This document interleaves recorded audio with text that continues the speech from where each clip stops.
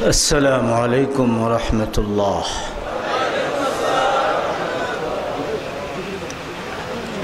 الحمد لله نحمده ونستعينه ونستغفره ونؤمن به ونتوكل عليه ونعوذ بالله من شرور أنفسنا ومن سيئات أعمالنا. من يهده الله فلا مضل له ومن يضلل فلا هادي له. ونشهد أن لا إله إلا الله وحده لا شريك له. ونشهد أن سيدنا ونبينا وشفيعنا وحبيبنا ومولانا محمدا عبده ورسوله صلى الله تعالى عليه وعلى آله وأصحابه وبارك وسلم تسليما كثيرا كثيرا. أما بعد فأعوذ بالله من الشيطان الرجيم. بسم الله الرحمن الرحيم. فاستقم كما أمرت ولا تتبع أهواءهم.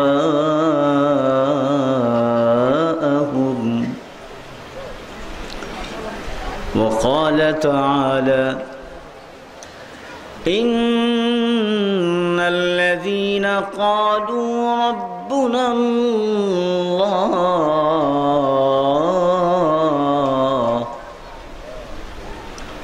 ثم استقاموا تتنزل عليهم الملائكة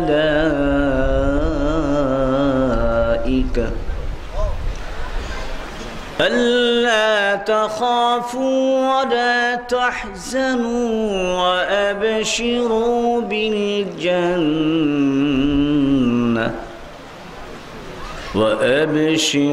بالجنة التي كنتم توعدون. وقال تعالى: قل إن كنتم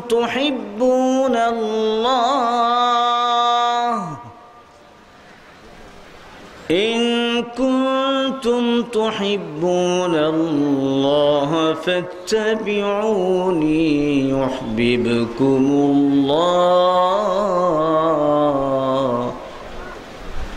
ويغفر لكم ذنوبكم والله غفور رحيم.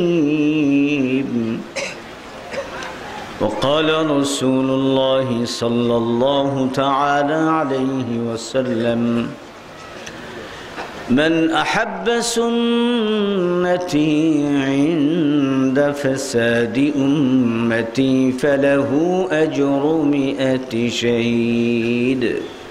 صدق الله مولانا العظيم وصدق رسوله النبي الكريم ونحن على ذلك من الشاهدين والشاكرين والحمد لله رب العالمين. محبت الشتى درود شريف پڑھی. اللهم صل على سيدنا ونبينا وشفيعنا وحبيبنا ومولانا محمد صلى الله عليه وعلى آله وأصحابه وبارك وسلم.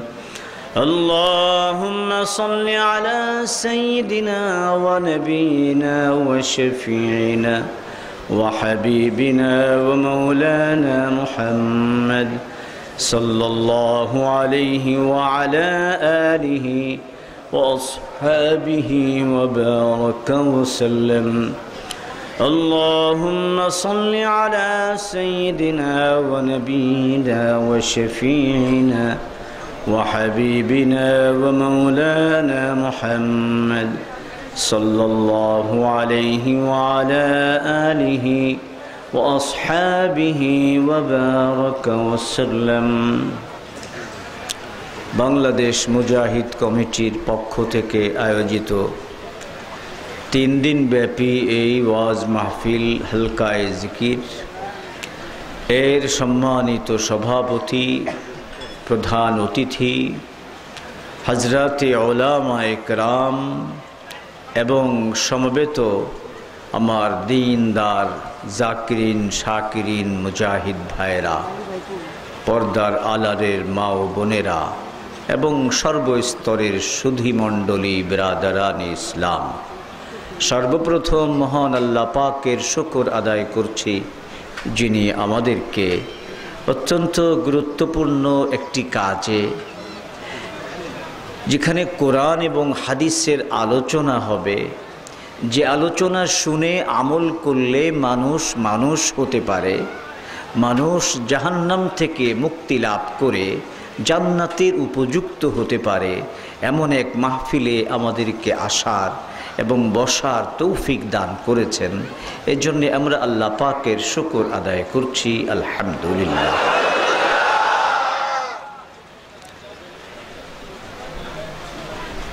এই পৃথিবীতে আল্লাহ রাব্বুল আলামিন এ পর্যন্ত হাজার হাজার কোটি কোটি মানুষ পাঠিয়েছেন। অনেক নবীরাও এসেছেন, অনেক রাজা বাদশাও এসেছে। নবীরাও এই দুনিয়াতে চিরস্থায়ী হননি, রাজা বাদশারাও চিরস্থায়ী হয়নি। এখন আমরা যারা আছি, আমরা যদি চিন্তা করি দেখব যে বাড়িতে এখন আমি আছি, এই বাড়িটা যিনি তৈরি করেছিলেন আমার বাবা অথবা আমার দাদা, তারা কেউ এখন আর নেই, তারা সব ছেড়ে চলে গেছেন। এ দুনিয়াতে একের পর এক মানুষ আসে, এরপর চলে যায়, কেউ থাকে না। এ থেকে একটা কথা বোঝা যায়, এই দুনিয়া কারো থাকার জায়গা নয়, এই দুনিয়া কারো বসবাসের জায়গা নয়। এজন্যই তো আমরা যদি একটু পেছনে তাকাই, তাহলে দেখব যখন মানুষ সৃষ্টি হয়নি, মানুষ সৃষ্টিরও 2000 বছর আগে আল্লাহ তাআলা ফেরেশতাদের মাধ্যমে এই পৃথিবীর সর্বপ্রথম ঘর নির্মাণ করেছিলেন। সেই ঘর হলো পবিত্র কাবা, বাইতুল্লাহ। যারা হজ করেছেন, কাবা শরীফ দেখে এসেছেন। এই কাবা শরীফ গোটা বিশ্ব জগতের, পৃথিবীর সর্বপ্রথম ঘর। এই যে একটা তথ্য, এই যে একটা ইতিহাস, এই ইতিহাসটা আপনি আমেরিকার সকল ভার্সিটির সমস্ত ইতিহাস গ্রন্থ তন্ন তন্ন করে খুঁজুন, সেখানে এই ইতিহাস আপনি পাবেন না। ইউরোপে যত ইউনিভার্সিটি আছে, লন্ডন হোক, জাপান হোক, চীন হোক, পোল্যান্ড হোক, সুইজারল্যান্ড হোক, জার্মান হোক, যত দেশ এই পৃথিবীতে আছে, উন্নত উন্নত প্রযুক্তির চরম উৎকর্ষ সাধিত হয়েছে যে সকল দেশে, সেই সকল দেশের বিভিন্ন বড় বড় ভার্সিটিতে আপনি সকল লাইব্রেরি তন্ন তন্ন করে খুঁজুন। এই তথ্য আপনি কোথাও পাবেন না যে এই পৃথিবীর সর্বপ্রথম ঘর কোনটি, কে নির্মাণ করেছিলেন এবং কাদের দ্বারা নির্মাণ করিয়েছিলেন, কেন নির্মাণ করা হয়েছিল। এই ইতিহাস পৃথিবীর কোনো ইতিহাস গ্রন্থে পাওয়া যাবে না। এই ইতিহাস একমাত্র পবিত্র কোরআনের পাওয়া যাবে। বলছিলাম, এই পৃথিবীতে কেউ থাকার জন্য আসে না। কেন আসে না? আল্লাহ রাব্বুল আলামিন মানব সৃষ্টির 2000 বছর আগে কাবা শরীফ ফেরেশতাদের মাধ্যমে নির্মাণ করিয়ে আমাদেরকে আগেই মেসেজ দিয়ে রেখেছেন, দেখো আমি যে প্রথম ঘর নির্মাণ করলাম এই ঘর কারো বসবাসের ঘর নয়। আপনারা বলুন, কাবা শরীফ কি কারো বসবাসের ঘর না ইবাদতের ঘর? বোঝা গেল এই পৃথিবী আল্লাহ রাব্বুল আলামিন মানুষের জন্য সৃষ্টি করেছেন, আর মানুষকে সৃষ্টি করেছেন ইবাদতের জন্য, পৃথিবীতে পাঠিয়েছেন ইবাদতের জন্য, বসবাস করার জন্য নয়। এই জন্য এই পৃথিবীর সর্বপ্রথম ঘর হলো ইবাদতের ঘর, বসবাসের ঘর নয়। মানুষ বসবাস করবে কোথায়? মানুষ বসবাস করবে জান্নাতে। কোথায়? কোথায়? আমরা কোথায় বসবাস করব? জান্নাতে বসবাস করব। আজকে সঠিক জ্ঞানের অভাবে এই মহামূল্যবান সম্পদ অনেকের হাত ছাড়া হতে বসেছে। দুনিয়াতে যদি কারো একটা চাকরি চলে যায় তার দুঃখের কোনো শেষ নাই। যদি কেউ পরীক্ষায় ফেল করে, অনেককে দেখতে পাই তারা আত্মহত্যা করে। ভাইরা আমার, এতে কি হয়েছে? পরীক্ষায় ফেল করলে কি হয়েছে? আত্মহত্যা করতে হবে। চাকরি ছুটে গেলে কি হয়েছে যে আত্মহত্যা করতে হবে? যদি ক্ষতি হয় এটা তো তখন হবে যদি কারো জান্নাতটা হাতছাড়া হয়ে যায়। জান্নাত হাতছাড়া হয়ে গেলে তার চেয়ে কপাল পোড়া, তার চেয়ে দুর্ভাগা আর কেউ হতে পারে না। আমরা বসবাস করব কোথায়? জান্নাতে। ভালো করে মনে রাখি, এই পৃথিবীতে আল্লাহ পাক যতগুলো মানুষ পাঠিয়েছেন প্রত্যেকটা মানুষের জন্য আল্লাহ রাব্বুল আলামিন জান্নাতে বিশাল বিশাল এক একটি বাড়ি বরাদ্দ করে রেখেছেন। সেই বাড়িটা কি টঙ্গী শহরের মতো, ঢাকা শহরের মতো, ওয়াশিংটনের মতো, এই সারা পৃথিবীর মতো? এক একটা বাড়ি কত বড় এটা যদি বুঝতে হয় তাহলে হাদিসের ছোট্ট একটা উপমা আপনাদের সামনে পেশ করলে আপনারা বুঝতে পারবেন। হাদিসের মধ্যে এসছে, সারা জীবন গুনাহ করার কারণে ঈমান তো এনেছিল, কালিমা পড়েছিল, কিন্তু কোনো নেক আমল করে নাই। যত প্রকার গুনাহ আছে এই গুনাহই করেছে। এই গুনাহ করতে করতে করতে করতে আপাদমস্তক নাফরমানিতে ভরপুর। পরকালের বিচারে দেখা গেল তার নেক আমলের পাল্লা শূন্য আর গুনার পাল্লা ভারী। ফয়সালা হয়ে গেল, যাও জাহান্নামে যাও। জাহান্নামে কোটি কোটি কোটি কোটি কোটি কোটি কোটি বছর জ্বলতে থাকবে। ইতিমধ্যে নবীর সুপারিশে যাদের সামান্য একটু আমলও ছিল তাদের সকলকে রাসূলুল্লাহ সাল্লাল্লাহু আলাইহি ওয়াসাল্লাম সুপারিশ করে জাহান্নাম থেকে মুক্ত করে জান্নাতে পৌঁছিয়ে দেবেন। আল্লাহ আবার পাঠাবেন, যাও। বারবার তিনি আসবেন।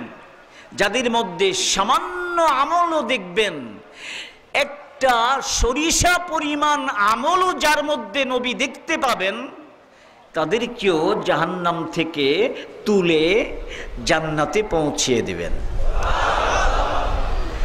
কিন্তু এমন কিছু মানুষ থাকবে যাদের কোনো নেক আমল দেখা যাবে না। আর ঈমান এমন একটা বিষয়, এটা দেখার বস্তু না, এটা অন্তরে থাকে। ঈমান কোথায় থাকে? অন্তরে থাকে। কোনো আমল এটা দেখা যাচ্ছে না, আর ঈমান কোথায় আছে এটা নবীর দেখার বিষয় না, এটা শুধু আল্লাহ দেখতে পান। তো এমন একজন মানুষ যার কোনো নেক আমল ছিল না, শুধু গুনাহ ছিল, এই মানুষটাকেও আল্লাহ পাক সর্বশেষে জাহান্নাম থেকে মুক্তি দান করবেন। এরপর আর কেউ জাহান্নাম থেকে মুক্ত হয়ে জান্নাতে যাবে না। কোটি কোটি বছর শাস্তি ভোগ করার পর জাহান্নাম থেকে মুক্তি পাওয়া সর্বশেষ এই ব্যক্তি। তার এই মুক্তির ঘটনা রাসূলুল্লাহ সাল্লাল্লাহু আলাইহি ওয়াসাল্লাম হাদিসে উল্লেখ করেছেন। আল্লাহ পাক তার অন্তরের ভিতরে আকাঙ্ক্ষা সৃষ্টি করে দেবে। সেই লোকটা আল্লাহকে দোয়া করে বলবে, ডেকে বলবে, হে আল্লাহ, তোমার কাছে আমার সামান্য একটু প্রার্থনা। লক্ষ লক্ষ বছর জাহান্নামে জ্বলতে জ্বলতে কয়লা হয়ে গেছি, জাহান্নাম থেকে মুক্তির মতো কোনো আমল তো আমি করি নাই। তুমি তো অনেক রহমান, আমার একটা প্রার্থনা যদি তুমি শুনতে, আমাকে ওই জাহান্নামের দরজার এই পাশে একটু শুধু রেখে দিতে, বের করে। দূরে আমি কোথাও দিতে বলি না, শুধু গেটের বাইরে যদি আমাকে একটু জায়গা দিতে, আমার মনে চায় হে আল্লাহ তুমি আমার এই আকাঙ্ক্ষাটাকে পূর্ণ করো। এই আকাঙ্ক্ষা তার মনে কে জাগিয়ে দেবেন? যেহেতু আল্লাহ পাক তাকে মুক্তি দিবেন, এই আকাঙ্ক্ষাও তার মনে আল্লাহ পাক জাগ্রত করে দেবেন। আল্লাহ রাব্বুল আলামিন বের করার আগে, তার প্রার্থনা মঞ্জুর করার আগে তাকে জিজ্ঞেস করবেন, হ্যাঁ তোমাকে দিতে পারি গেটের বাইরে, তবে আমার সাথে ওয়াদা করতে হবে, যদি গেটের বাইরে দেই তাহলে তুমি আর কোনো কিছু আমার কাছে চাইবে না। জি আল্লাহ, আমি আর কিছু চাইবো না, শুধু গেটের বাইরে একটু আমার থাকার ব্যবস্থা করে দাও। আল্লাহ রাব্বুল আলামিন এই ওয়াদা নেবার পর জাহান্নামের বাইরে তাকে থাকার ব্যবস্থা করে দেবেন, গেটের বাইরে নিয়ে আসবেন। জাহান্নাম এমন এক ভয়ঙ্কর জায়গা, বহুদূর পর্যন্ত জাহান্নামের যে তীব্র আগুনের তাপ, এটা অনুভূত হবে। গেটের বাইরে আসার পরেও আগের চেয়ে তো কষ্ট কমবে, কিন্তু শান্তি হবে না। এজন্য অনেক দিন অপেক্ষা করবে, মনে মনে চিন্তাও করবে, এই পর্যন্ত আসলাম তো ওয়াদা করে, আর কোনো কিছু চাইব না, কিন্তু ভিতরে যেমন কষ্ট এখানেও তো কষ্ট। যখন আল্লাহ পাক মেহেরবানি করে ভেতর থেকে বাইরে এনেছেন, ওয়াদা যাই করেছি আর একবার প্রার্থনা করে দেখি। প্রার্থনা করে বলবে, হে আল্লাহ, এই গেটের কাছেও তো অনেক গরম, ওই যে দূরে একটা খোলা ময়দান দেখা যায়, যদি দয়া করে আমাকে ওইখানে একটু জায়গা দিতে তাহলে আমি অনেক খুশি হতাম। হে আল্লাহ, তুমি তো রহমান, আমার এই ক্ষুদ্র প্রার্থনা তুমি দয়া করে মঞ্জুর করো। আল্লাহ পাক বলবেন, বান্দারে মনে আছে তুমি না ওয়াদা করেছিলে আর কোনো কিছু চাইব না, তাহলে এখন আবার চাইছো কেন? তাইলে ওয়াদা করো আর কিছু আমার কাছে চাইতে পারবে না। যদি ওয়াদা করো তাহলে তোমার এটাও মঞ্জুর করব। সে বলবে, জি আল্লাহ, আমি ওয়াদা করলাম, আর কিছু চাইব না, ওই খোলা ময়দানে আমাকে একটু থাকার ব্যবস্থা করে দাও। আল্লাহ রাব্বুল আলামিন সঙ্গে সঙ্গে ওই খোলা ময়দানে তাকে থাকার ব্যবস্থা করে দেবে। অনেক দিন ধৈর্য ধরে এখানে এসে বসবাস করবে, থাকবে, কিন্তু অনেক দূরে এসে দেখতে পাবে জান্নাতের মনোরম দৃশ্য। ওটা দেখার পর খোলা ময়দানে আর বেশি দিন মন টেকে না। আল্লাহর কাছে আবার প্রার্থনা করছে, হে আল্লাহ, জান্নাতের সুবিশাল অট্টালিকা এখান থেকে দেখা যাচ্ছে, ওখানে ঢোকার তো আমার কোনো অধিকার নাই, যদি তুমি ওই গেটের কাছে আমাকে একটু নিয়ে যেতে, ভিতর থেকে বাতাস আসতো, সুঘ্রাণ আসতো, আমি একটু এগুলো উপভোগ করতাম। ভিতরে যাওয়ার প্রার্থনা আমি করি না, কারণ সেই অধিকার আমার নাই। তুমি যখন খোলা ময়দানে রেখেছ, ওটাও তো জান্নাতের বাইরে, ভিতরে তো না, তবে একটু কাছে, গেটের কাছে নিয়ে যদি তুমি রাখতে, তাহলে আমি অনেক কৃতজ্ঞ হতাম। আল্লাহ পাক বলবেন, ওরে বান্দা, তুই কেমন ওয়াদা ভঙ্গকারী, কয়বার ওয়াদা করলি, কয়বার ভঙ্গ করলি। আচ্ছা ঠিক আছে, ওখানেই তোকে রাখবো, ওয়াদা কর আর কিছু চাইবি না। সে বলল, হ্যাঁ ওয়াদা করলাম, আর চাইবো না, জান্নাতের গেটের পাশে থাকতে পারলেই জীবন ধন্য, আর কিছু চাইবো না। আল্লাহ রাব্বুল আলামিন জান্নাতের গেটের পাশে নিয়ে আসবেন। আসার পর জান্নাতের সুঘ্রাণ তার নাকে আসবে, সেখানকার মৃদুমন্দ সমীরণ তার দেহে দোলা দিয়ে যাবে। তখন সে চরম উদ্গ্রীব হয়ে পড়বে সেখানে একটু ঢুকে দেখবার জন্য। যার বাইরের হাওয়াই এত সুন্দর, ভিতরে ঢুকলে কত যেন সুন্দর। অনেক দিন সবর করবে, ধৈর্য ধরবে, কোন মুখে আল্লাহর কাছে আবার চায়। যতদিন আল্লাহ পাক তাকে ধৈর্য ধরার তৌফিক দিবেন জান্নাতের গেটের বাইরে, অতদিন ধৈর্য ধরে চুপচাপ থাকবে। এক পর্যায়ে ধৈর্য হারিয়ে ফেলবে, তখন আবার সে আকাঙ্ক্ষা করে বসবে, হে আল্লাহ, তুমি দয়া করে যখন জাহান্নাম থেকে বের করে গেটের কাছে রেখেছ, সেখান থেকে দয়া করে খোলা ময়দানে রেখেছ, ওখান থেকে দয়া করে আবার জান্নাতের গেটের পাশে নিয়ে এসেছো, এখন তুমি আরেকটু দয়া করলেই তো ভিতরেই দিতে পারো। আল্লাহ রাব্বুল আলামিন হাদিসে আসছে, তখন হেসে দিয়েছেন। আল্লাহ পাক হেসে দিয়েছেন, হেসে বললেন, হায় রে মা আকদারাকা ইবনা আদম, তুমি কত ওয়াদা ভঙ্গকারী, বারবার ওয়াদা করো আর বারবার ভঙ্গ করো। আচ্ছা ঠিক আছে, যখন তুমি চাইলে ভিতরে ঢুকতে, যাও, তোমার অনুমতি হয়ে গেল, যাও ভিতরে ঢোকো। যখন ভিতরে ঢুকতে চাইবে, দেখবে ঢোকার কোনো পথ নেই, কোনো ছিদ্র নাই। ফিরে এসে মুখটা কালো করে আল্লাহকে বলবে, হে আল্লাহ, আমার আগে যারা জান্নাতে প্রবেশ করেছে সব জায়গা দখল করে বসে আছে, আমার তো প্রবেশ করার মতো ছিদ্রও পাচ্ছি না। হে আল্লাহ, তুমি বললে ঢুকতে, আমার তো কোনো জায়গাই নাই, আমি এখন কি করি? আল্লাহ রাব্বুল আলামিন তখন বলবেন, শোন, তুই যে দুনিয়াতে বসবাস করেছিলি, সেই দুনিয়াটা কত বড় ছিল? বলে, অনেক বড়। কত দেশ ছিল?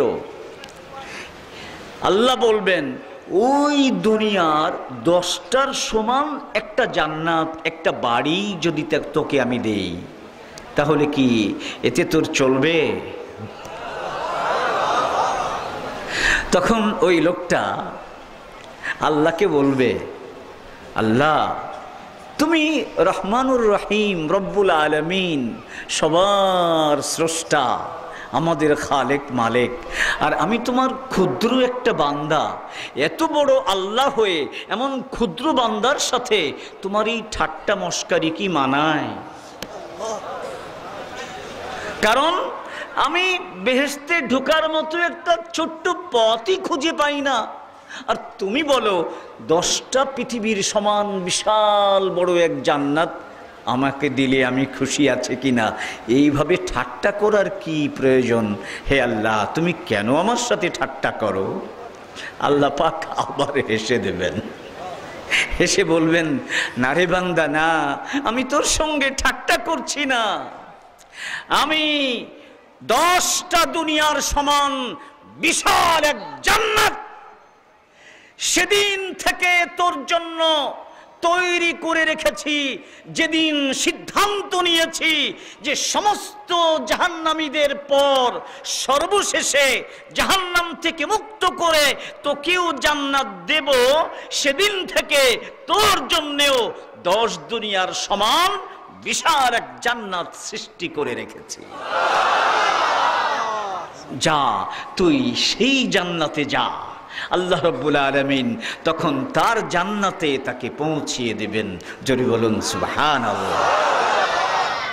এটা হলো আমাদের বসবাসের ঘর। তাহলে কি বোঝা গেল? জান্নাতের সবচেয়ে ক্ষুদ্রতম বাড়ি, যার চেয়ে ক্ষুদ্র আর কোনো বাড়ি নাই।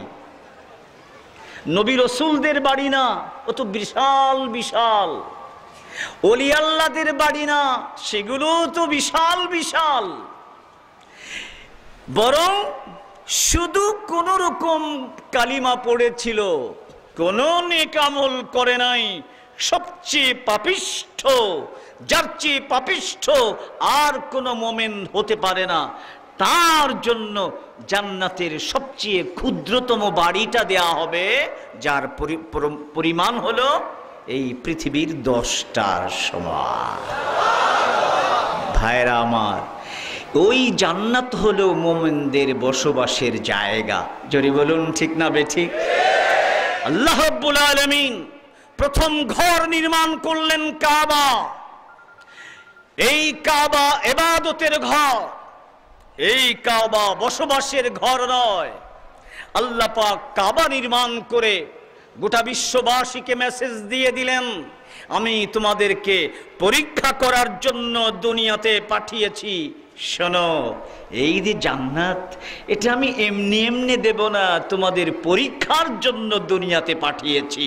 যারা পরীক্ষায় পাশ করবে তাদেরকে আমি জান্নাতে বসবাসের জায়গা দেব, যারা পরীক্ষায় ফেল করবে তাদেরকে জাহান্নামে চিরস্থায়ীভাবে সেখানে আযাবের ভিতরে তাদেরকে নিমজ্জিত করব। আমরা কোনটা চাই?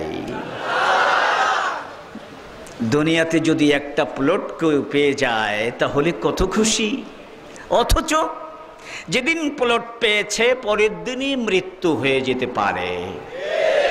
আমাদের ছাত্র জামানায় লালবাগে যখন লেখাপড়া করতাম, সেখানে বিশাল 5 তলা এক বাড়ি, ভিতরে এমন কারুকার্য করে সুন্দরভাবে সাজানো হয়েছে, সবাই বলা বলি করা শুরু করলো যে মনে হয় লোকটা দুনিয়াতেই বেহেশত তৈরি করেছে। যেদিন উদ্বোধন হবে, লালবাগ মাদ্রাসার উস্তাদদেরকে, আশেপাশের ইমামদেরকে তিনি দাওয়াত দিলেন। সন্ধ্যার সময় তেলাওয়াত হবে, দোয়া হবে, উদ্বোধন হবে। ওই দিন দুপুর বেলায় তার ইন্তেকাল হয়ে গেল। এত সুন্দর বাড়ি নির্মাণ করলেন, থাকার সুযোগ হলো? তাহলে এখানে যদি আমি প্লট একটা না 100টাও পেয়ে যাই, যেই মানুষটার ভিতরে বুদ্ধি আছে, দুনিয়ার কোনো কিছু পেয়ে সে খুশি হতে পারে না।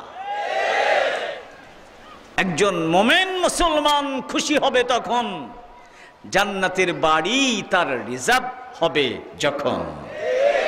এজন্যই আমরা দেখতে পাই হযরতে রাসূল করিম সাল্লাল্লাহু আলাইহি ওয়াসাল্লাম সাহাবায়ে কেরামকে যখন বললেন, তোমরা আমাকে তোমাদের সর্বশেষ নবী হিসেবে বিশ্বাস করো, তোমাদের স্রষ্টা একমাত্র আল্লাহ, এই আল্লাহকে স্বীকার করো, মুখে উচ্চারণ করো লা ইলাহা ইল্লাল্লাহ, লা ইলাহা ইল্লাল্লাহ, লা ইলাহা ইল্লাল্লাহ, লা ইলাহা ইল্লাল্লাহ, লা ইলাহা ইল্লাল্লাহ, লা ইলাহা ইল্লাল্লাহ।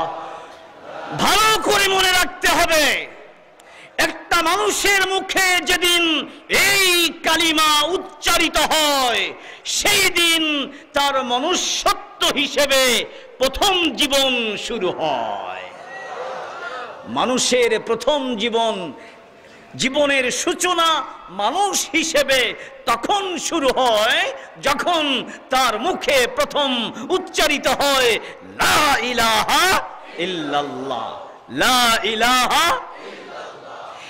যদি এটা মুখে না আসে, আর এটাকে সে বিশ্বাস না করে,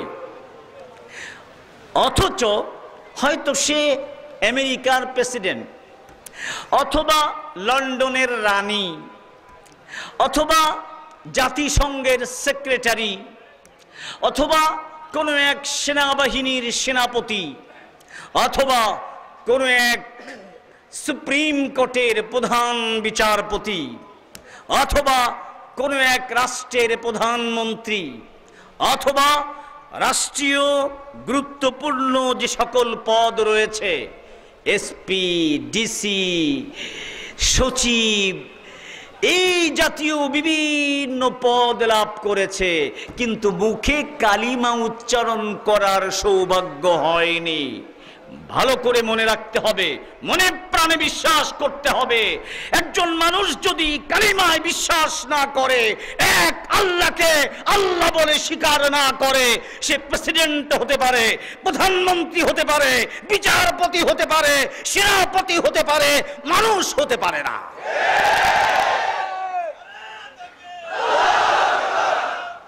মানুষ হতে গেলে সর্বপ্রথম মুখে উচ্চারণ করতে হয় লা ইলাহা ইল্লাল্লাহু মুহাম্মাদুর রাসূলুল্লাহ।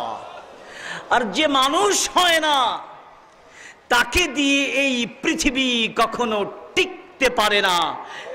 অমানুষ দ্বারা যদি পৃথিবী ভরে যায়, তারা যতই উড়োজাহাজ তৈরি করুক, তারা যতই অ্যাটম বোম তৈরি করুক, তারা যতই স্যাটেলাইট তৈরি করুক, তারা যতই উন্নত প্রযুক্তির দ্বারা বিশ্বকে অবাক করে তুলুক, যেহেতু তারা মানুষ নয়, তাদের সংখ্যা যত বৃদ্ধি পাবে, তাদের তৎপরতা যত বৃদ্ধি পাবে, তত এই পৃথিবী ধ্বংসের দিকে এগিয়ে যাবে।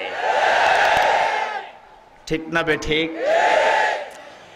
এজন্যই তো আমার এই কথার বাস্তবতা, বর্তমান সরকারের একজন গুরুত্বপূর্ণ মন্ত্রী, সেতুমন্ত্রী ওবায়দুল কাদের সাহেব, আমি তাকে ধন্যবাদ জানাই।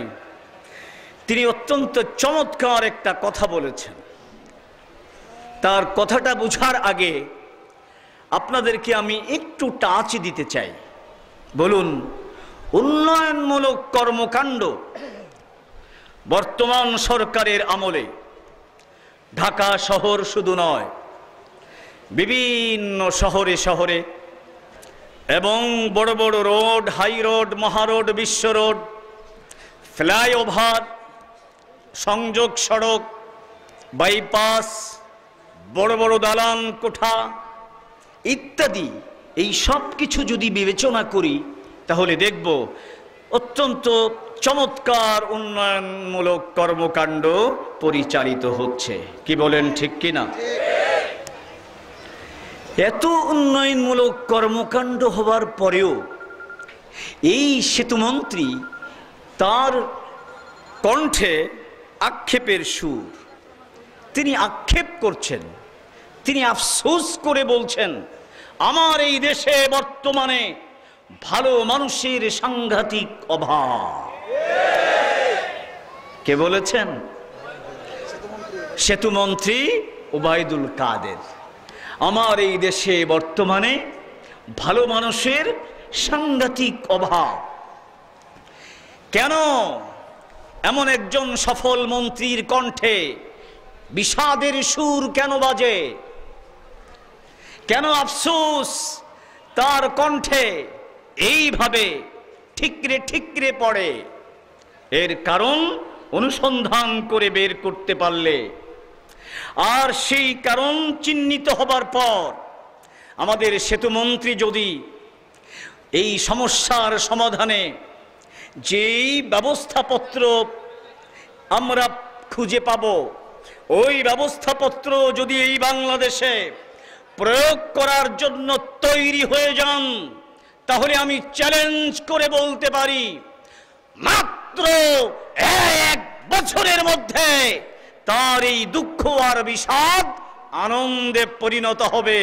ভালো মানুষের অভাব চিরতরে দূর হবে। জোরে বলুন, ঠিক না বেটি? এটি কথার ব্যাখ্যা যদি দিতে যাই অনেক সময় লাগবে, তারপরেও সংক্ষেপে আপনাদেরকে একটু ব্যাখ্যা দিই। দেখুন, সবার আগে মনে রাখতে হবে, ভালো মানুষ তৈরি করতে হলে কে তৈরি করবে? যে তৈরি করবে ভালো মানুষ, তাকে আগে ভালো হতে হবে। ঠিক না বে ঠিক? যদি শিক্ষক ভালো না হয়, শিক্ষক নিজেই যদি প্রশ্নপত্র ফাঁস করে দেয়, শিক্ষক নিজেই যদি ঘুষ দিয়ে চাকরি নেয়, তাহলে সে কখনো ভালো মানুষ তৈরি করতে পারবে না। সে যেমন দুর্নীতিবাজ, তার কাছে যারা লেখাপড়া করবে তারাও হবে সেরা দুর্নীতিবাজ। তাহলে সমাজে ভালো মানুষ তৈরি করতে হলে ভালো শিক্ষকের প্রয়োজন। এখন আমরা দেখি ভালো শিক্ষক কোথায় পাওয়া যায়। চলুন একটু পিছনের দিকে যাই। আপনাদের কথা বুঝতে কষ্ট হচ্ছে না তো? একটু পিছনের দিকে যাই, চলুন। ভালো করে মনে রাখবেন, এই গোটা মানব জাতির প্রথম শিক্ষক হলেন স্বয়ং আল্লাহ রাব্বুল আলামিন। গোটা মানব জাতির প্রথম শিক্ষককে আল্লাহ রাব্বুল আলামিন। আল্লাহ পাক পবিত্র কোরআনে বলেছেন, আর রহমান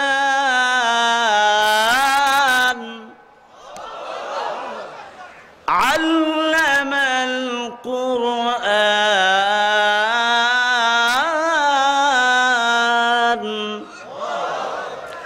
খালাকাল ইনসানা আল্লামাহুল বায়ান। আল্লাহ নিজে বলছেন, আমি আল্লাহ, আমি মহাদয়ালু, আমি গোটা মানব জাতিকে শিক্ষা দান করেছি। প্রথম শিক্ষক কে তাহলে? জোরে বলুন, কে? কে? এই আল্লাহর কাছে সরাসরি শিক্ষা গ্রহণ মানুষের পক্ষে সম্ভব নয়। তাই আল্লাহ তাআলা মানুষকে শিক্ষা দেবার জন্যে তার প্রতিনিধি রূপে যুগে যুগে নবী রাসূল পাঠিয়েছেন। সর্বশেষ নবী হযরতে মুহাম্মদুর রাসূলুল্লাহ সাল্লাল্লাহু আলাইহি ওয়াসাল্লাম, তিনি বলেন, আল্লামানি রাব্বি ফাআহসানা তা'লিমি ওয়া আদ্দাবানি রাব্বি ফাআহসানা তা'দীবি। আমার আল্লাহ আমাকে শিক্ষা দিয়েছেন, সর্বোত্তম শিক্ষা দিয়েছেন। আমার আল্লাহ আমাকে আদব শিক্ষা দিয়েছেন এবং সর্বোত্তম আদব শিক্ষা দিয়েছেন। জোরে বলুন আলহামদুলিল্লাহ। আল্লাহর শিক্ষায় শিক্ষিত হয়ে নবী এমন শিক্ষিত হয়েছেন, এমন উত্তম চরিত্রের অধিকারী হয়েছেন, গোটা মানব ইতিহাসের মধ্যে যত মানুষ এই পৃথিবীতে এসেছে, সমস্ত মানুষের সম্মিলিতভাবে যতটুকু জ্ঞান ছিল, তার চেয়ে বেশি জ্ঞান আল্লাহ পাক বিশ্বনবী হযরত মুহাম্মদুর রাসূলুল্লাহ সাল্লাল্লাহু আলাইহি ওয়াসাল্লামকে দান করেছেন। এবং সমস্ত মানুষ এই পৃথিবীতে যারা চরিত্রবান এসেছে, নবী রাসূল সহ ওলি আউলিয়া গাউস কুতুব, এই সকলের চরিত্রকে এক পাশে রাখুন, আর নবী মুহাম্মদুর রাসূলুল্লাহ সাল্লাল্লাহু আলাইহি ওয়াসাল্লামের মহান চরিত্রকে এক পাশে রাখুন। নবীর মহান চরিত্র সকলের চরিত্রের তুলনায় অনেক উঁচু বলে প্রমাণিত হবে। ভাইরা আমার, তাহলে হযরতে মুহাম্মদুর রাসূলুল্লাহ সাল্লাল্লাহু আলাইহি ওয়াসাল্লাম এত বড় জ্ঞানী এবং এত বড় চরিত্রের অধিকারী কিভাবে হলেন, এটার যদি একটু খোঁজ আমরা নিতে পারি, আর সেই পদ্ধতি যদি আমরা নিজেরা আমাদের সমাজে, আমাদের শিক্ষা প্রতিষ্ঠানে, আমাদের স্কুলে, আমাদের কলেজে, আমাদের ইউনিভার্সিটিতে অ্যাপ্লাই করতে পারি, খোদার কসম বাংলাদেশের স্কুল থেকেও, বাংলাদেশের কলেজ থেকেও, বাংলাদেশের ভার্সিটি থেকেও সাহাবায়ে কেরামের মতো চরিত্রবান ছাত্র তৈরি হতে পারে। জোরে বলুন ঠিক কিনা? আর যদি যেই সিস্টেমে নবী তার নিজের চরিত্র গড়েছিলেন এবং একই সিস্টেম প্রয়োগ করে সাহাবায়ে কেরামের চরিত্র গড়েছিলেন, ওই সিস্টেম বর্জন করে বর্তমান পৃথিবীর সবচেয়ে পশুর রাজত্ব চলছে আমেরিকায়, চলছে ইউরোপে। বাংলাদেশের স্কুল, বাংলাদেশের কলেজ, বাংলাদেশের ভার্সিটি এর শিক্ষা কারিকুলাম যদি ওই অসভ্য আমেরিকার থেকে, অসভ্য ইউরোপ থেকে আমদানি করা হয়, তাহলে মাননীয় সেতুমন্ত্রী ভালো মানুষ বাটি চালান দিয়েও বাংলাদেশে খুঁজে পাওয়া যাবে না।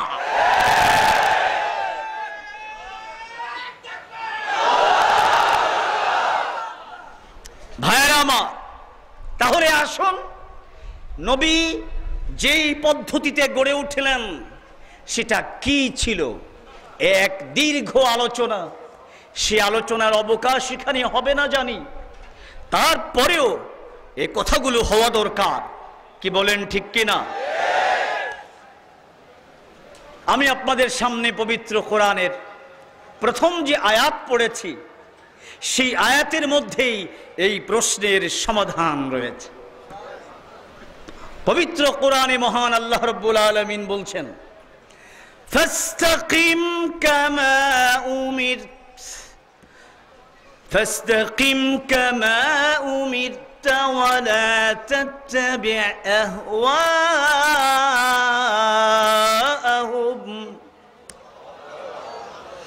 وقل آمنت بما أنزل الله من كتاب।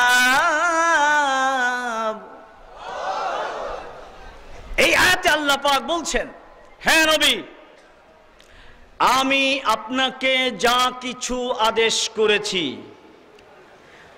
বলুন আমার নবী যে চলতেন নবী হবার পর নিজের মতে চলতেন না আল্লাহর নির্দেশ মতে? ভালো করে মনে রাখবেন, নবী এত বড় জ্ঞানী, এত বড় চরিত্রবান, যার চরিত্রের সার্টিফিকেট স্বয়ং আল্লাহ পাক দিয়েছেন। আল্লাহ পাক নিজেই পবিত্র কোরআনে বলেন, ইন্নাকা লাআলা খুলুকিন আযীম। হ্যাঁ নবী, আপনি সর্বোত্তম সুমহান চরিত্রের উপর প্রতিষ্ঠিত। এই চরিত্রবান সবচেয়ে জ্ঞানী নবী নিজের মতে একটা দিনও চলেন নাই, একটা রাতও চলেন নাই, একটা ঘন্টাও চলেন নাই, একটা মিনিটও চলেন নাই, একটা সেকেন্ডও চলেন নাই। জোরে কোন সুবহানাল্লাহ। এত বড় জ্ঞানী, এটা শুধু আমাদের দাবি নয়। এই বর্তমান বৈজ্ঞানিক এবং প্রযুক্তির উন্নতির এই উৎকর্ষতার যুগে ইউরোপ আমেরিকার পণ্ডিত, বড় বড় ইউনিভার্সিটির পণ্ডিতরা মিলে এক গবেষণা চালিয়েছিল, এই পৃথিবীর সবচেয়ে শ্রেষ্ঠ মানুষটিকে। ইহুদি এবং খ্রিস্টান ছিল সেই কমিটির সদস্য, একজন মুসলমান ছিল না। দেখবেন তারা একটা বই লিখেছে, সে বইয়ের নাম হলো দ্য 100। এই বইয়ের মধ্যে সবচেয়ে শ্রেষ্ঠ মানুষের 100 তালিকা তারা পেশ করেছে। এই 100 তালিকার মধ্যে সবার আগে সর্বপ্রথম যে নাম ইহুদি খ্রিস্টানরা বাছাই করেছে, তিনি আর কেউ নন, তিনি দোজাহানের নবী, বিশ্ব নবী, আপনার আমার নবী হযরত মুহাম্মদুর রাসূলুল্লাহ সাল্লাল্লাহু আলাইহি। তাহলে তিনি সর্বোন্নত সর্বোচ্চ জ্ঞানের অধিকারী, সর্বোচ্চ চরিত্রের অধিকারী, এর পরেও তিনি একটা দিন, একটা রাত, একটা ঘন্টা, একটা মিনিট, একটা সেকেন্ড নিজের মতে চলেননি, আল্লাহর নির্দেশ মতে চলেছেন। তাহলে বোঝা গেল তারই জ্ঞানের রহস্য আল্লাহর নির্দেশ মতে চলা, তারই চরিত্রের রহস্য আল্লাহর নির্দেশ মতে চলা। যে যত নিজেকে আল্লাহর নির্দেশ মতো পরিচালিত করতে পারবে সে তত জ্ঞানী হবে এবং সে তত চরিত্রবান হবে। নবীর গড়ে ওঠার থেকে এই বাস্তবতাই আমরা উপলব্ধি করতে পারি। জোরে বলুন ঠিক না বেঠিক? ঠিক একইভাবে এখানে আরেকটা কথা বলে নেওয়া দরকার। আপনাদেরকে আমি বলতে চাই, পরের আয়াত, পরের শব্দটা একটু খেয়াল করুন। পরের শব্দটা কি? ফাস্তাকিম কামা উমির। এর অর্থ হলো, হ্যাঁ নবী, আপনাকে আমি যা কিছু করতে বলেছি শুধু তাই করবেন, যা কিছু বলতে বলেছি শুধু তাই বলবেন। আপনার কোনো কাজ আমার নির্দেশের বাইরে হতে পারবে না, আপনার কোনো কথা আমার নির্দেশের বাইরে হতে পারবে না। আমার কথার উপর আপনাকে অটল অবিচল থাকতে হবে। ফাস্তাকিম, আপনি অবিচল থাকুন। বিমা উমিরত, আপনাকে যা আদেশ করা হয়েছে তার উপর। আপনাদের কি মনে হয় আল্লাহর এই হুকুমের একচুল পরিমাণ ব্যতিক্রম কি নবী তার জীবনে করেছেন? কিভাবে যে পালন করেছেন আপনাদেরকে আমি কি করে বলবো। নবীর জীবনের প্রতিটি দিন, প্রতিটি রাত, প্রতিটি ঘন্টা, প্রতিটি মিনিট, প্রতিটি সেকেন্ড সেভাবেই পরিচালিত হয়েছে যেভাবে আল্লাহ পাক চেয়েছেন। জোরে খান সুবহানাল্লাহ। এই জন্য নবী যে মুখ থেকে কথাগুলো বের করেছেন সেগুলো নবীর পবিত্র বাণী, হাদিস। তিনি যে ঘুমিয়ে থেকেছেন, এই ঘুমিয়ে থাকার অবস্থা এটাও হাদিস। তিনি বিবাহ শাদী করেছেন, এটাও হাদিস। তিনি ব্যবসা বাণিজ্য করেছেন, এটাও হাদিস। তিনি রাষ্ট্র পরিচালনা করেছেন, এটাও হাদিস। নবী জীবনের সবকিছু, তার উঠা বসা, চলাফেরা, হাসি কান্না, ঘুম তন্দ্রা, জাগরণ, শয়ন স্বপন, সব কিছু ওইভাবে হয়েছে যেইভাবে আল্লাহ পাক চেয়েছেন। জোরে কোন সুবহানাল্লাহ। আচ্ছা, একটা মানুষ এটা কি করে পারে? এখন যদি আমাদের সমাজে কেউ সামান্য একটু দায়িত্ব পায়, মনে করুন একটা মসজিদের সেক্রেটারি হয়ে গেল, অন্যান্য বাদই দিলাম, যদি কমিশনার হয়ে যায় তাহলে তো ধরা ছোঁয়ার বাইরে, মেয়র হয়ে গেলে ধরা ছোঁয়ার বাইরে, এমপি হয়ে গেলে তো কথাই নেই, আর মন্ত্রী হলে তো ধারে কাছে যাওয়ার কোনো উপায় নাই। আর যদি প্রধানমন্ত্রী হয়ে যায় তাহলে তো যা মনে চায় তাই করার তার পূর্ণ ক্ষমতা সাংবিধানিকভাবে ভোগ করেন। এতে যদি কোরআন বাধা হয়ে দাঁড়ায় পরোয়া করার কোনো চেষ্টা করেন না। এটা সারা পৃথিবীর প্রধানমন্ত্রীদের এমনই অবস্থা আমরা প্রত্যক্ষ করে এসেছি। জোরে বলুন ঠিক না বেঠিক? কিন্তু আমি জিজ্ঞেস করতে চাই, এই বর্তমান পৃথিবীতে যদি 200 প্রধানমন্ত্রী থাকে, আর 200 প্রেসিডেন্ট থাকে, আর 200 সেনাপতি থাকে, তাদের সবাইকে এক পাল্লায় রাখুন, আর নবী করিম সাল্লাল্লাহু আলাইহি ওয়াসাল্লামের সামান্য জীবনের একটা কথাকে এক পাল্লায় রাখুন, কোনটার দাম বেশি হবে? নবীর কথার দাম বেশি হবে, নবীর কাজের দাম বেশি হবে। ঠিক না বেঠিক?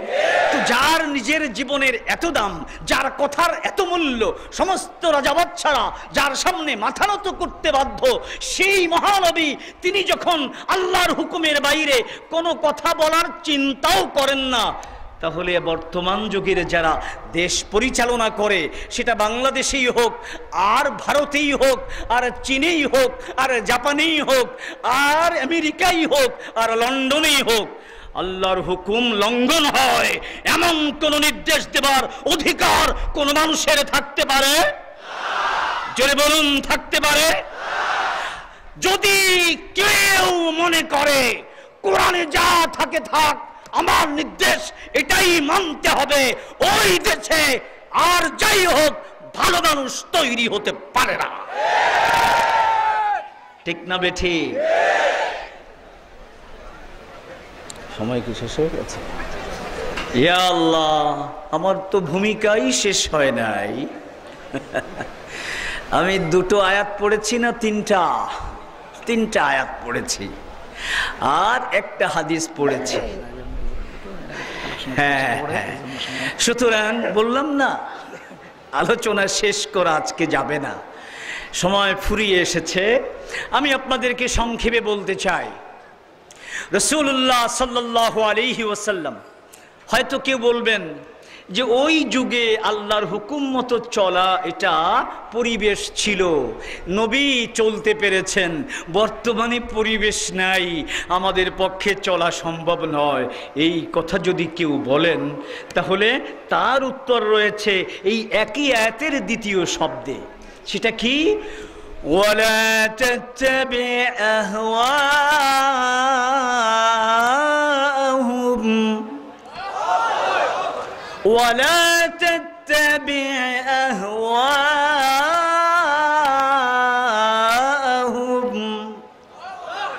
কারো মন গড়া কোনো কিছু মানতে পারবেন না, শুধু আমার কথার উপর চলবেন, কারো মন গড়া কোনো কিছু আপনি মানতে পারবেন না। আসুন এই অংশের ব্যাখ্যা যদি করি তাহলে সংক্ষেপে বলা যায়, ওই সমাজে মন গড়া কার কি ছিল?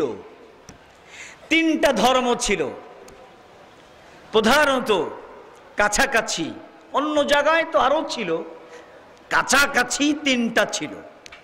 একটা হলো খ্রিস্টান ধর্ম, আর একটা হলো ইহুদি ধর্ম, আর বাড়ির উপরে ছিল মূর্তি পূজারীদের ধর্ম। নবীর বংশের লোকেরা কি করত? মূর্তির পূজা করত, মূর্তির পূজা। আমার নবী কাবা শরীফের মূর্তিগুলোকে যদি অপসারণ না করতেন তাহলে আমরাও হাইকোর্টের মূর্তিকে অপসারণ করতে বলতাম না।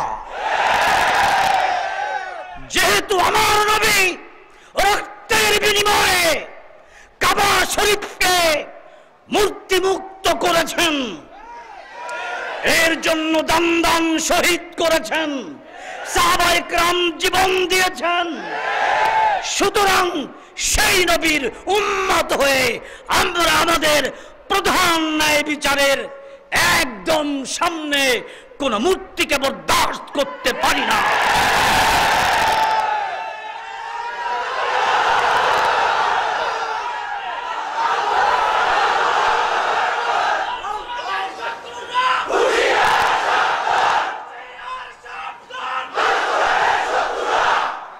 আল্লাহর প্রতি আনুগত্য প্রদর্শন করেছিলেন নবী, তাই তিনি ছিলেন পৃথিবীর সর্বশ্রেষ্ঠ মানুষ। তার হাতে গড়া সাহাবায়ে কেরাম তারাও আল্লাহ এবং আল্লাহর রাসূলের আনুগত্য প্রদর্শন করেছিলেন। সমস্ত উম্মতের মধ্যে সাহাবায়ে কেরাম সর্বশ্রেষ্ঠ মানুষ। তারা নবীর প্রত্যেকটি কথা, প্রত্যেকটি কাজকে অক্ষরে অক্ষরে বিশ্বাস করতেন এবং পালন করতেন। এই জন্য আমরা দেখতে পাই নবীর প্রতি ভক্তি প্রদর্শন করতে গিয়ে বহু সাহাবা তাদের নিজেদের বাড়ির এতদিনকার পূজ্য মূর্তিগুলোকে ভেঙ্গে চুরমার করে দিয়েছে। তাই সাহাবায়ে কেরাম বিশ্বের ইতিহাসে সর্বশ্রেষ্ঠ মানব সম্প্রদায়। জোরে বলুন ঠিক না বেটি? মাননীয় সেতুমন্ত্রী, আপনি যদি চান বাংলাদেশের বর্তমান প্রজন্ম সাহাবায়ে কেরামের মতো চরিত্রবান হোক, ভালো মানুষ হোক, সাহাবায়ে কেরাম জেনাবা বিচার করতেন না, কারো এক পয়সা মেরে খেতেন না, আত্মসাৎ করতেন না, মিথ্যা বলতেন না, ধোঁকাবাজি করতেন না, কোরআন তেলাওয়াত করতেন, নামাজ পড়তেন, তাহাজ্জুদ পড়তেন, জিকির করতেন। এই কাজগুলো বাংলার যুবকদের মধ্যে চর্চা করার ব্যবস্থা করুন। সাহাবায়ে কেরাম মূর্তির পূজা করতেন না, মূর্তিকে সম্মান প্রদর্শন করতেন না। অতএব মূর্তিকে অপসারণ করুন, আল্লাহর প্রতি আনুগত্য, নবীর প্রতি আনুগত্য, এই পরিবেশ প্রত্যেকটা প্রতিষ্ঠানে এক্ষুনি তৈরি করুন।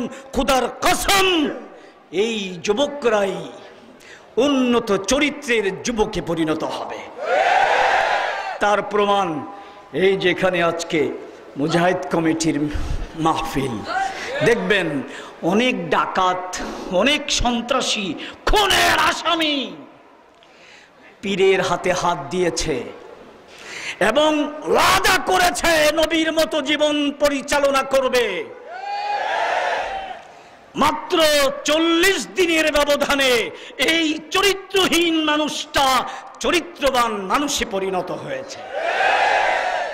তাহলে এই একজন পীরের সোহবতে, হক্কানি আলেমের সোহবতে, মাদ্রাসায় কিছুদিন লেখাপড়া করার কারণে একজন চরম সন্ত্রাসী যদি উন্নত চরিত্রের অধিকারী হতে পারে, তাহলে আমাদের স্কুল কলেজ ইউনিভার্সিটির ছাত্ররা কেন উন্নত চরিত্রের অধিকারী হতে পারবে না?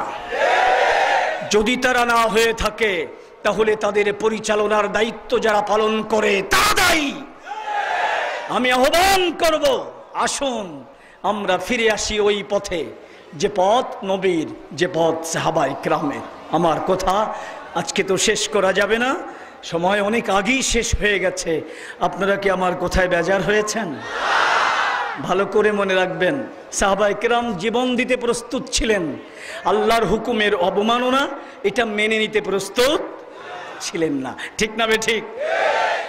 আপনারা এই চরিত্রের হন। আমার স্কুল কলেজ ইউনিভার্সিটির ছাত্ররা, তোমরা ওই চরিত্রের হও। এই বাংলাদেশ হবে পৃথিবীর মধ্যে একটা মডেল রাষ্ট্র ইনশাআল্লাহ। সেই দিন বেশি দূরে নয়। নাসরুম মিনাল্লাহি ওয়া ফাতহুন করিব ওয়া বাশশিরিল মুমিনিন ওয়া আখিরু দাওয়ানা আনিল হামদুলিল্লাহি রাব্বিল আলামিন। ওয়াসসালামু আলাইকুম ওয়া রাহমাতুল্লাহি ওয়া বারাকাতুহু।